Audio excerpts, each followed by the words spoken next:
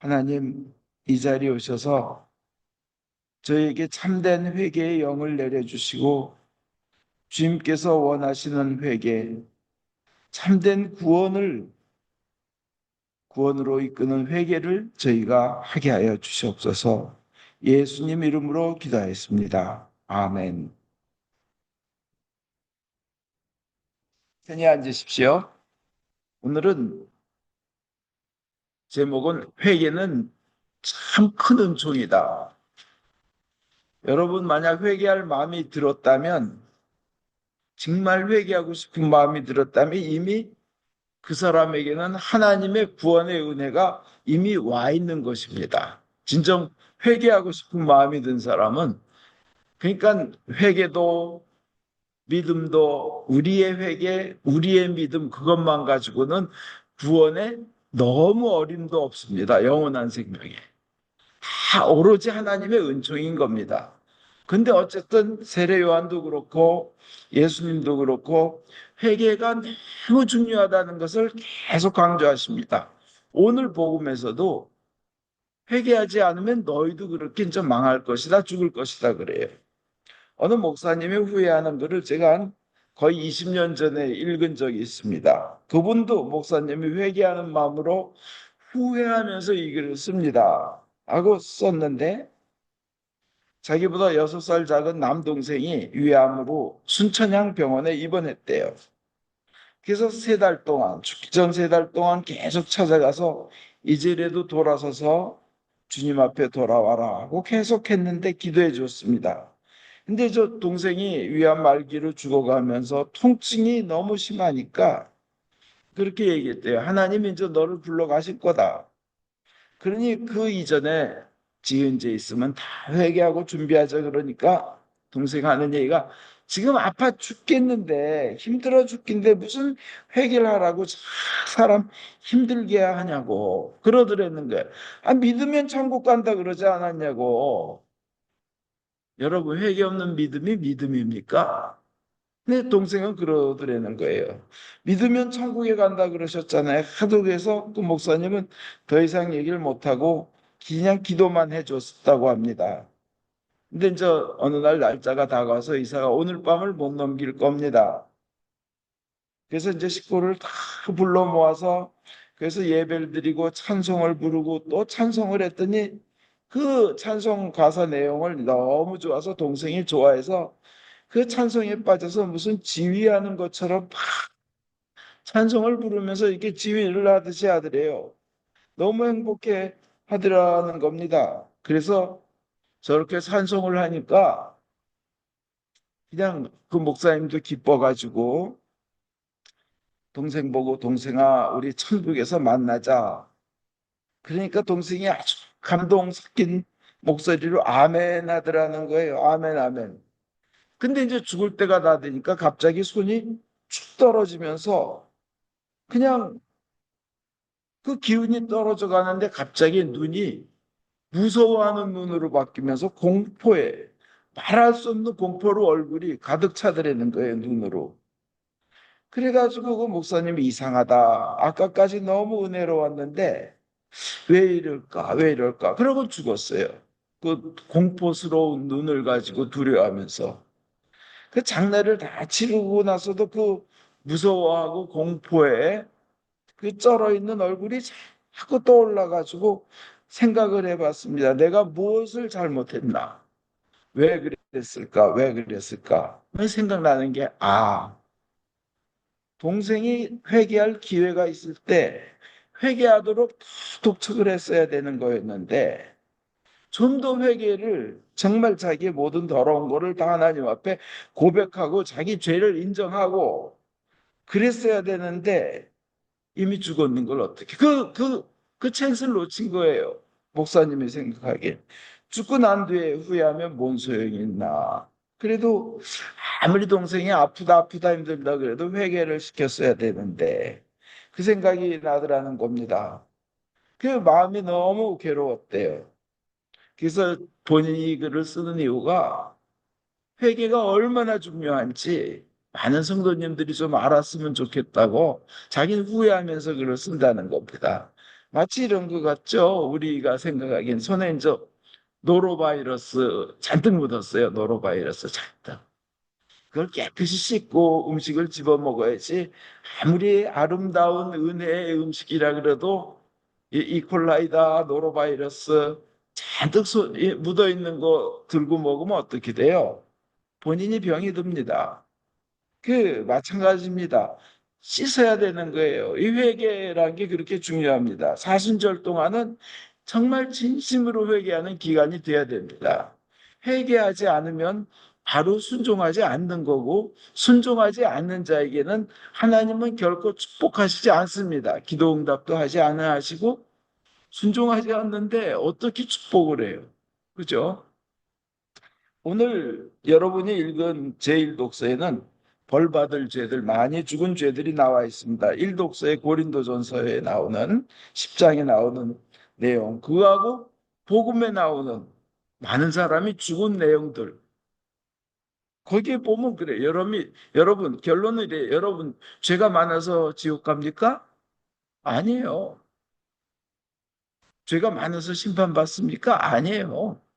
회개하지 않아서 지옥 가고 회개하지 않아서 심판받는 거예요. 하나님한테 징계받고 계속 망할 길로 가는 사람들은 보면 고집이 있어요. 자기가 옳다고, 자기 깨끗하다고. 그리고 또 그 사람과 같이 옆에 가는 사람 보면 그 사람을 믿어요. 옆에서 이건 죽음의 길이다. 가지 마라. 아무리 얘기해도 자기 고집대로 가서 결국은 고생하는 걸 봐요. 여러분, 아무리 편한 기차 아래도요. 막 그냥 칸이 남고 의리리하고 빨리 달리는데 내가 서울 가야 될 사람인데 서울 가는 거는 자리가 없고 꽉 차고 그냥 느리고 고생스럽고 내가 서울 가야 될 사람인데 부산으로 가는 기차는 텅 비어 있고 아주 고급 기차고 서비스가 좋다고 그쪽으로 간다. 만약 부산행 기차를 타면 어떻게 했어요? 그 사람은 인생의 목표 잃어버리는 거예요. 아무리 편해도 그건 타면 안 되는 겁니다. 회개는 그런 거예요. 힘들더라도 주님의 길을 그 가는 겁니다. 오늘 고린도전서 10장 여러분 일독서에 이른 거는 많은 사람들이 왜 벌받고 죽었는지 나오는데 첫째 우상 숭배예요. 여러분 뭐 오늘의 운세 뭐 점 보는 거 이런 거 하나님 싫어하십니다. 무당집에 가는 거 싫어하십니다. 구약에는 그렇게 무당집에 가고 혼 불러내고 하는 거 죽여라고 되어 있습니다. 그렇게 싫어하셔요. 그 시간에 성경 읽고 기도하라는 거예요. 무당하고 그 맞는 거 없어요.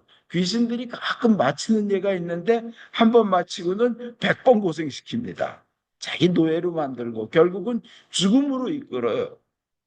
오늘 여러분 일독서의 고린도전서 10장 7절에 보면 그 죽은 기록, 우상 숭배하다가 3천 명이나 죽은 기록이 나오는데 출애굽기 32장입니다.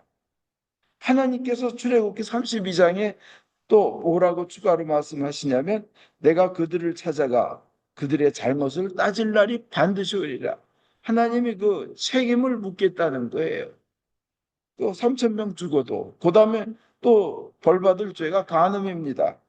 고린도전서 10장 8절 여러분이 읽으셨는데 어떤 사람들은 음행을 일삼다가 하루에 다 죽어 넘어졌는데 그 수가 2만 3천 명이나 됩니다. 간음하다가 하루에 죽은 게 2만 3천 명이고 민수기 25장에 그 내용이 나와 있는데 민수기 25장에는 2만 4천 명이라고 돼 있어. 그럼 1,000명은 뭐냐? 이 오늘 여러분이 읽은 데는 하루에 죽은 게 2만 3천 명이고 다른 날 다 합해서 2만 4천 명이 죽었다는 얘기로 해석이 됩니다. 그 앞날 전날 뭐 간음하다가 왜냐? 하나님께서 가장 귀하게 여기시는 게 아담과 이브를 통한 한 가정이에요. 부부예요. 그 가정을 그렇게 소중하게 여기시는데 간음이라는 것은 가정을 파괴하는 것이기 때문에 하나님 엄하게 다스리십니다.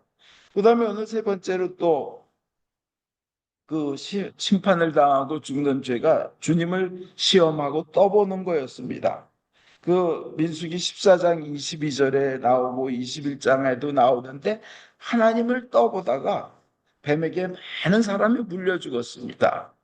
그러니까 하나님이 좋으심을 입증하는 건 좋아요. 증거하는 건 좋아요. 그렇지만 하나님을 시험해 봐서는 안 된다는 겁니다. 떠봐서도 안 되고. 그다음에 네 번째로 불평과 원망입니다. 오늘 여러분이 읽은 일독서에 어떤 사람들은 불평을 하다가 살육의 천사의 손에 멸망을 당하였습니다. 이게 민수기 14장 37절에 나오는 건데요. 가나안 땅을 정탐하러 간 사람 중에 산 사람은 여호수아와 갈렙뿐이었다. 그 애굽을 떠날 때 출애굽할 때 20살 넘은 사람은 요 두 명 빼놓고 다 죽었어요. 그리고 광야에서 다 죽었어요. 가나안 그렇게 가고 싶은 가나안에 못 들어갔어요. 불평하는 사람들이었기 때문에. 심지어는 모세도 못 들어갔어요.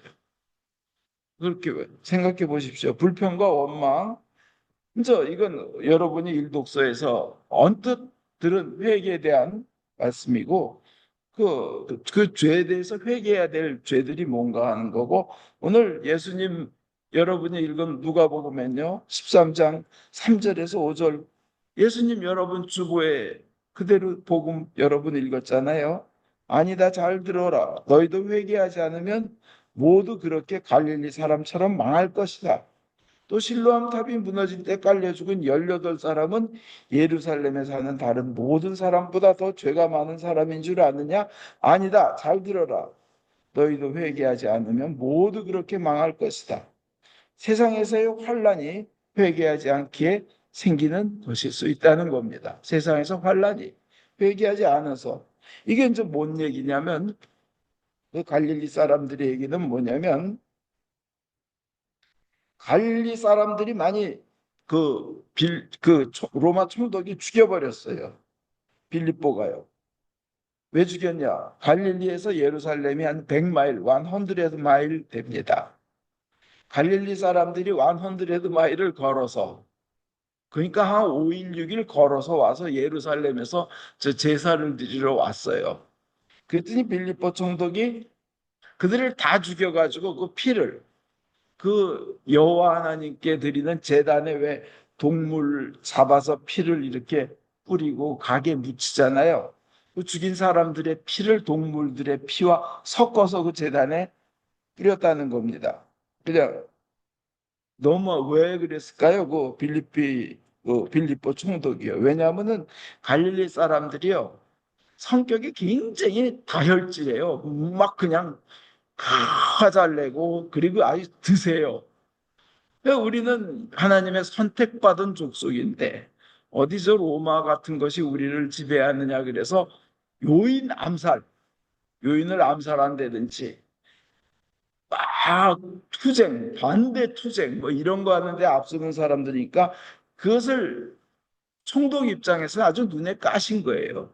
그것들이 와서 뭐 여호와 하나님께 제사를 드린다니까 같이 죽여서 피를 섞어서 그냥 그런 일이 있었던 겁니다. 그런데 그거를 예수님께서 그 하나님께 바치는 제사를 저 총독이 저렇게 했으니까 예수님이 좀 어떻게 좀 안 좋은 소리라도 해주기를 바라고 예수님 앞에 한데 예수님이 그 사람들이 뭐 너희들보다 뭐 더 못된 줄 아냐? 너희들은 걔네들보다 더 깨끗한 줄 아냐?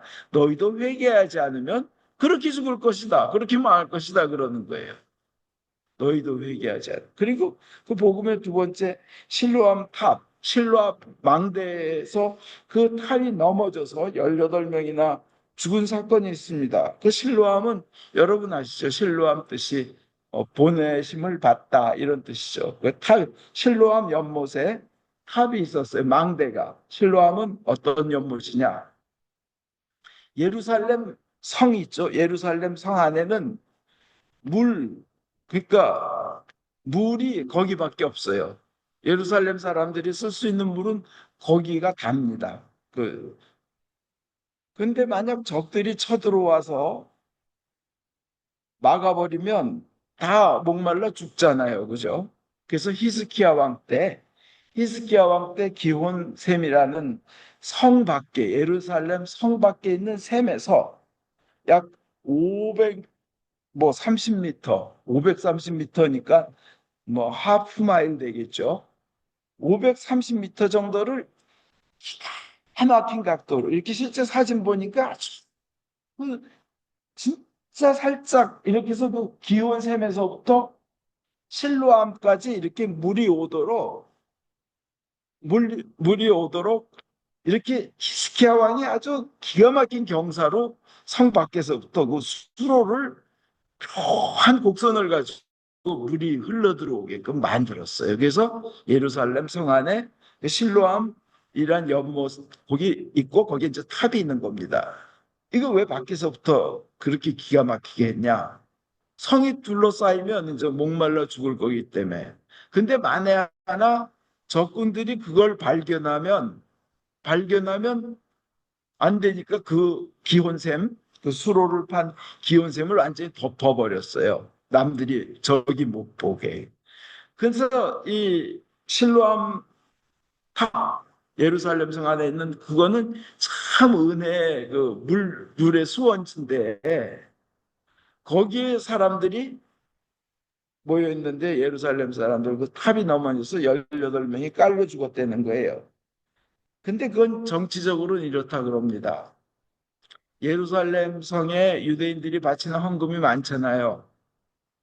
로마 총독이 그걸 막 갖다 씁니다. 갖다 쓰니까 그 유대인들이 어떻게 하나님께 바쳐진 귀한 재물을 세상 로마 총독이 갖다 쓰느냐고 반대하고 그러니까 거기에 대한 정치적 보복으로 그냥 죽여버렸다는 거예요. 망대를 쓰러뜨려서. 그걸 가지고 사람들이 예수님은 뭐라고 얘기하나? 근데 예수님이 그러신 거예요. 너 예루살렘에서 그 깔려 죽은 18명보다 너희가 깨끗해서 안 죽는 줄 아느냐? 너희도 회개하지 않으면 그렇게 망할 것이다. 이렇게 말씀하십니다. 이 사순절 동안 그래서 이 회개는 굉장히 중요해요. 우리가 나는 나름대로 똑바로 신앙생활을 하고 있는 줄 아는데 나중에 문이 철컥 잠기면서 나는 도무지 너희가 어디서 왔는지 누군지 모른다. 이런 얘기를 들을 신자들이 있다는 거예요. 그래서 우리는 그런 낙오자가 한 명도 있으면 안 되니까 내가 회개해야 될 죄는 뭐 있나? 내가 회개해야 될 사람 아닌가? 이렇게 생각하는 그 기간이 사순절이 돼야 됩니다. 오늘 그러면서 그 예수님 말씀 밑에 너희도 그렇게 죽을 것이야 하고 그다음엔 무화과 나무의 비유가 딱 연결이 되는데 이건 또 뭐야? 거기에 보면요. 포도원에 무화과 나무를 하나 심었어요. 아니 포도원에 포도만 있으면 됐지 무화과는 왜 무화과를 하나 심었는데 이게 몇 년째 열매를 안 맺는 거예요. 그러니까 그 땅 주인이 포도원 관리인 매니저한테 포도원 지기한테 이거 그냥 잘라버리자 열매도 안 맺는데 이게 뭐예요? 심판이죠. 열매 못 맺는 무화과는 잘라버리자는 거예요. 그러니까 포도원 지기가 1년만 더 기다려 주십시오. 1년만 더 기다려 주십시오. 제가 둘레 탁 파고 거름을 주고 물을 주고 해서 잘 키워서 열매 맺게 하겠습니다. 그때 열매 맺을지 어떻게 합니까?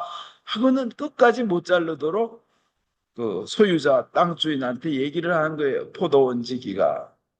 이게 뭐냐면 우리로 봐서는 사순절에 이 얘기가 나온 건 뭐냐면 회개할 기간을 1년 준다는 거예요. 회개할 기간을 주고 유예 기간을 줄 때 회개의 열매를 맺도록 하자는 거예요. 맨날 보자는 거예요. 그래서 살아있는 동안 목숨이 남아있는 동안 회개를 하면 그래서 회개의 열매를 맺으면 자르지 않을 것이고 만약 못 맺으면 그땐 자르는 거예요. 그때 베버려도 늦지 않지 않습니까? 이렇게 얘기하는 겁니다. 여기서 우리가 굉장히 감동스러운 것은 이거 좀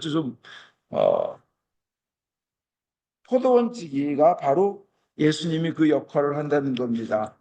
우리가 열매 맺지 못하고 무능할 때 주님은 우리를 위해서 끝까지 변호해 주시고 목숨 바쳐 변호해 주시고 또 기회를 주자. 세컨 찬스를 또 주자. 열매를 맺게 한번 제가 해보겠습니다 하고 노력하고 자기의 피를 부어서 자기의 피를 쏟아서 자기 생명을 던져서 그 걸음을 주고 결국은 살아남도록 해주시는 분이 예수님이라는 겁니다. 예수님은 우리를 살리시기를 원하시고 우리가 생명을 얻고 또 얻어 풍성한 삶을 누리기를 간절히 바라십니다. 우리가 회개 열매를 맺도록 시간을 벌어주시고 그 사이에 또 둘레를 파고 걸음을 주어서 우리가 열매를 맺도록 해주시는 분이 예수님입니다. 그런데 중요한 것은 그 땅의 주인보다도 그 포도원지기 그렇게 좋으신 예수님을 믿고 그 은혜를 받아들일 때 은혜가 우리의 삶 전체에 임한다는 겁니다. 오늘 그 누가복음 13장인데 그 12절에 보면요.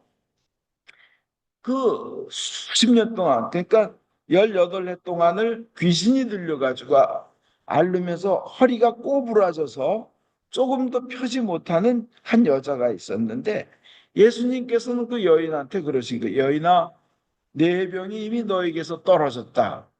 여러분 인생에 어려움이 있으십니까? 질병이 있으십니까? 주님으로부터 그 말씀 들으시기 바랍니다. 여인아, 네 병이 이미 너에게서 떨어졌다. 그냥 손을 얹어서 고쳐주셔버린 거예요.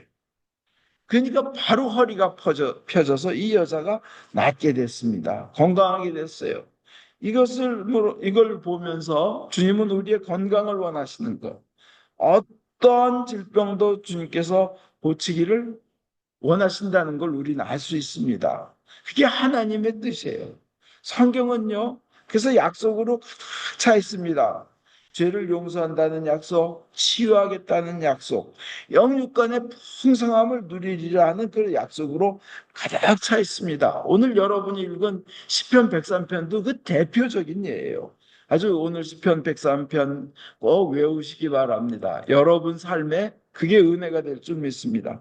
근데 이 모든 약속은 예수님을 믿을 때 예수님 안에서 성취됩니다. 하나님은 병에 신음하는 인간을 매우 불쌍히 여기시며 고치기를 원하십니다. 나 환자에게도 내가 너의 병 고치기를 원하노라. 내가 원하노라 하면서 고쳐주셨잖아요.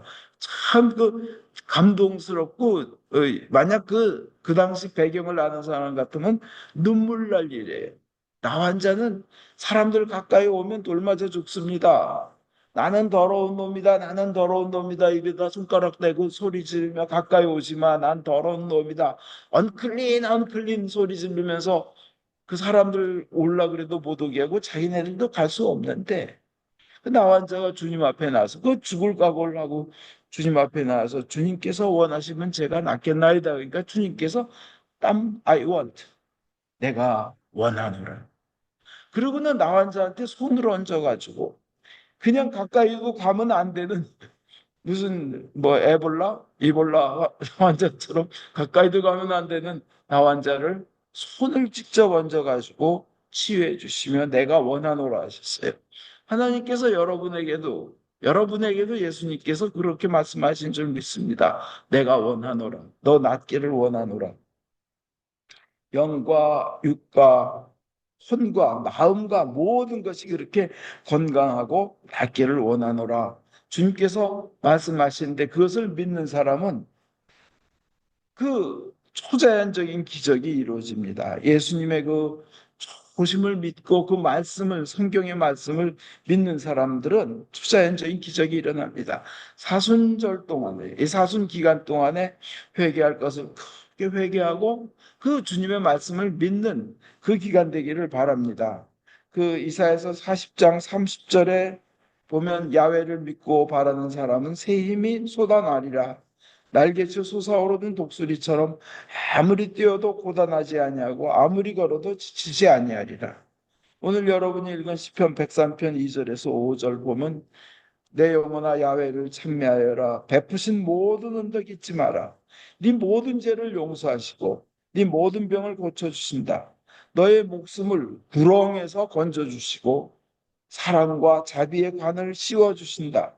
네 인생에 복을 가득 채워주시어 독수리 같은 젊음을 되찾아 주신다. 이 굉장히 아름다운 축복이죠. 굉장히 아름다운 축복이에요. 근데 이것을 중요한 것은 오늘 이런 시편의 성경의 아름다운 온갖 아름다운 축복도 진정한 회개가 있어야 된다는 겁니다. 회개 없으면 주님으로부터 쏟아져 오는 축복을 그 죄가 가로막아요. 다 튀어나가게 가로막습니다. 나 그 영혼 항아리에 죄가 딱 막을 씌워져서 생수가 들어오는 거를 그냥 막아버리는 거예요. 아니면 나의 그 영혼의 잔에 안에 시커먼 오물이 들어있어서 맑은 생수를 부어 넣어도 시커멓게 바뀌는 거예요. 회개는 뭐냐? 그걸 깨끗하게 하는 거예요. 축복을 막고 있는 거를 벗겨버리는 거예요. 그리고 그 고린도전서 10장 12절에 자기 발로 서 있다고 생각하는 사람은 넘어지지 않도록 조심해야 합니다. 되게 많은 사람들이 이렇게 교만한 거죠. 나는 깨끗해. 이 정도면 됐지. 내가 뭐 죄가 있어. 이렇게 살면 되는 거지. 그런 믿음 가지고는 영원한 생명을 절대 얻지 못합니다. 우리 죽으면 반드시 영원한 생명이 있어요. 반드시 죽고 나면 하나님 앞에 섭니다. 심판대에 섭니다. 누구나 예외 없이요. 그러나 예수님을 믿는 사람은 그것이 심판의 자리가 아니라 영원한 은혜의 자리가 된다는 거예요. 근데 자기 힘으로 자기 기준으로 이렇게 옳게 살았다, 나는 똑바로 살았다 하는 사람은 영원한 생명을 얻을 꿈도 꾸지 말아야죠. 지가 뭘 그렇게 잘 살았다고. 예를 들어서 뭐 어떤 독재자가 판치는 나라에서 거기서 열심히 그 법을 따라서 그 법에 충성한 사람들이 나 착하게 살았다 그러면 하나님 보시기 그게 착한 걸까요? 아니죠, 그죠? 북한 같은 데를 예를 들어서 거기서 출세한 사람들 뭐 법을 잘 지키고 했다. 아니죠. 하나님 뜻하고 어긋나는 거죠.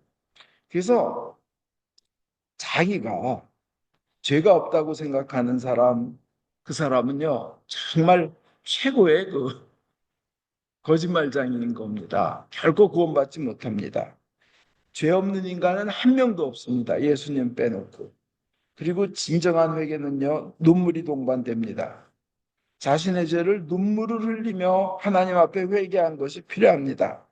이 회개는요, 두려움에서 오는 회개 가지고는 부족합니다. 벌 받을까봐 하는 회개는 부족합니다. 또 못된 짓하고 병이 옮을까봐 무서워서 하는 회개는 부족합니다. 또 자기가 이런 짓을 했으니까 큰 손해보고 망하는 거 아닐까 하고 그런 두려움에서 오는 회개는 부족합니다. 내가 왜 그랬을까 하는 안타까움으로 하는 것도 그는 진정한 회개라고 하기에는 부족합니다. 진정한 회개는 눈물로 자기 자신의 죄 많음을 주님 앞에 고백하고 내 삶을 하나님께 나가는 삶으로 내가 바꾸겠다. 하나님께서 기뻐하시는 삶을 살겠다고 하는 결단이 그게 제일 중요한 회개입니다. 돌아온 탕자 아시죠? 돌탕. 돌탕. 그게 은혜 받은 이유는 뭐예요? 형에 비해서 얼마나 못된 짓을 많이 했어요. 아버지 시체 취급하고 살아있는 아버지 죽은 자 취급하고 재산 다 가지 나가지고 창녀와 술에 다 저겠지만 그가 잘한 건 뭐예요? 좋으신 아버지를 향해서 방향을 틀어서 왔다는 거예요. 방향을 트는 거. 아버지를 향해서 방향을 트는 거. 그게 회개입니다. 우리 크리스찬 기독교에서 말하는 회개는 하나님 아버지 향해서 나가는 것. 그렇게 나가는 것이 그게 진정한 회개입니다. 거기에는 끊을 것은 끊는 탕자처럼 끊는 담대한 결단이 있고 그렇게 나가면 결국은 큰 기쁨이 따릅니다. 중요한 것은요, 우리가 알아야 될 게 있습니다. 우리의 회개는 우리가 아무리 회개해도 그것으로 인해서 영원한 생명을 얻기에는 너무나 부족합니다. 인간의 능력으로는. 우리의 믿음도 아무리 우리가 믿는다 그래도 구원을 받기에는 너무나 부족합니다. 여러분 스스로 인정하시죠. 그죠? 영원한 생명을 얻을 만큼 여러분이 회개를 할 수 있어요?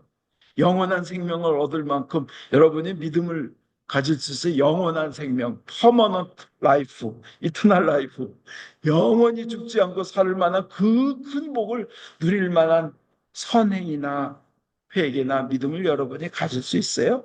사실은 그 영원한 생명, 영원한 구원, 천국은요, 오로지 하나님의 은총으로 무상으로 공짜로 주어지는 은총이란 걸 우선 믿어야 됩니다. 그 믿음이 중요합니다. 그리고는 그것을 감사하면서 나의 생활에, 나의 삶에 부족했던 부분, 깨끗이 못했던 부분을 주님께 회개하면서 내가 하나님 앞으로 매일 나가는 삶을 살겠습니다 하는 그 고백과 결단을 하나님은 귀하게 보셔가지고 그 부족한 모든 것을 다 채워주시는데, 그게 예수님의 십자가의 보혈이고 십자가의 죽음이 다 채워주는 겁니다. 그렇게 부활함으로써 예수님이 우리도 그렇게 부활한다는 거예요. 사순절 때 그거를 묵상하셔야 됩니다. 그리고요, 그 모든 것은 여러분이 만약 회개할 마음이 있었다고 하나님 은혜입니다. 예수님을 믿고 영원한 생명을 얻고 싶다 하면 그 하나님 은혜입니다. 만약 여러분이 이 사순절 기간 동안 진정으로 회개할 마음이 일어났다면 이미 하나님 은혜가 여러분한테 임한 겁니다. 아, 진짜 나도 진정한 회개를 해야지. 내가 부족했구나. 이미 하나님께서 여러분을 향해서 너를 회개시켜서 구원하겠다. 너를 믿음을 주어서 구원하겠다 하는 그 은혜가 여러분에게는 이미 임하신 것으로 믿습니다. 이 사순절 동안 진정한 회개를 하고 그 은혜를 받으셔가지고 기쁨과 감동의 기간이 되시기를 주 예수 그리스도 이름으로 축원드립니다. 아멘.